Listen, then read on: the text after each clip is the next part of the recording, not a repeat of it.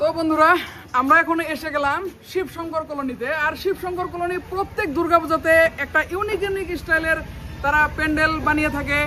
আর এইবারও ওনারা কিন্তু একটা খুব সুন্দর একটা থিম নিয়েছে হাতে, আর সেটা আপনাদেরকে সম্পূর্ণ দেখাবো। তার আগে গেটটা দেখাচ্ছি, দেখেন এই জায়গায় লেখা আছে আমাদের আসামের যেটা pride, this pandal is dedicated to the heart throb of Assam, Zubeen Garg.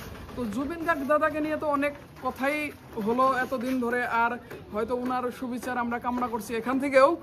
আর বন্ধুরা যেটা আমরা মানে এখন প্যান্ডেলটা দেখাতে যাব, এই প্যান্ডেলটা কিন্তু জুবিনদার আত্মার শান্তির জন্য বা আমাদের যেটা প্রকৃতিকে রক্ষা করার জন্য কিন্তু এই প্যান্ডেলটা আমাদেরকে একটা মানে রাইজের সম্মুখে মানে দাঁড় করিয়ে দিয়েছে। দেখেন এদিকে ওয়াল পেন্টিং চলছে। গাছ হলো প্রাকৃতির ফুসফুস, যা আমাদের শ্বাস নিতে সাহায্য করে। মানে কি বলেছে, আমাদের প্রকৃতিকে রক্ষা করতে হবে সেটা বলেছে। তার সঙ্গে জুবিনদারও কিন্তু আপনার শান্তির জন্য ওনারা কিন্তু অনেক একটা সুন্দর পদক্ষেপ হাতে নিয়েছে। তো এখানে ওয়াল পেন্টিং চলতেছে আর আমরা এগিয়ে যাব। আসেন এখন আপনাদেরকে যেটা দেখাতে যাচ্ছি, সম্পূর্ণ জায়গাটা দেখবেন একদম গ্রিন। আর এই গ্রিনের কারণ হলো আমাদের মানে যেটা প্রকৃতির নেচারকে দেখানোর জন্য কিন্তু এটা মানে ওনারা হাতে নিয়েছে। এই যে গ্রিন, সম্পূর্ণ গ্রিন ইন এভরি সাইড দেখতে পারবেন যে গ্রিন কিন্তু করে দিয়েছে।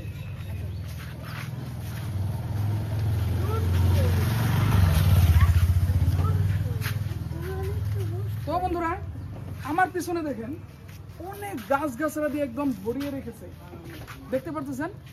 শুধু প্যান্ডেলের কাপড়ই গ্রিন নয় বা চারিপাশটা গ্রিন নয়, আসলে আমরা যে গাছের প্রতি কত যত্ন রাখতে হয়, কত আদর রাখতে হয় সেটা দেখানোর জন্য কিন্তু ইনারা কিন্তু একটা প্রসেসটা হাতে নিয়েছে, যেটা ইনারা প্যান্ডেলের সম্পূর্ণ থিম রেখেছে গাছের উপর। তো কত গাছ লাগাবে, কত গাছ চারা দিয়ে এই প্যান্ডেলটা সাজানো হবে, সম্পূর্ণ আমরা এই কমিটির লোকেদের কাছ থেকে মুখে শুনবো। তো আসুন এগিয়ে আসুন, আর একটু আপনাদেরকে দেখাবো, সম্পূর্ণ মূর্তি ইত্যাদি করে দেখাবো। আসো ভাই। তো বন্ধুরা এখানেও দেখেন কত ধরনের গাছরা রেখে দিয়েছে বন্ধুরা। আর এগিয়ে আসলে আমাদের নন্দী বাবাজি, এখানে নন্দী বাবাজিকে রেখেছে। আর মহাদেব প্রভুর যে শিবলিঙ্গর ওনার সৃষ্টি সেটাকেও রেখে দিয়েছে এখানে। আর এদিকে আসলে আরেকটু আসলে আপনারা দেখতে পারবেন,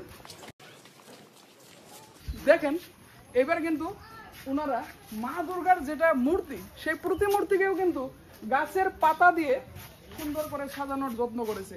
তার মানে কি, সম্পূর্ণ প্রকৃতির সঙ্গে জড়িত করে, সম্পূর্ণ প্রকৃতির উপর নির্ভর করে আমাদেরকে জীবন বাঁচার যেটা উৎসাহ বা যেটা আমাদের উৎস প্রকৃতি, সেই প্রকৃতিকে দেখানোর জন্য ওনারা দেখেন মা দেবীর মূর্তিকেও সুন্দর পাতা দিয়ে আবরণ বানিয়ে দিয়েছে।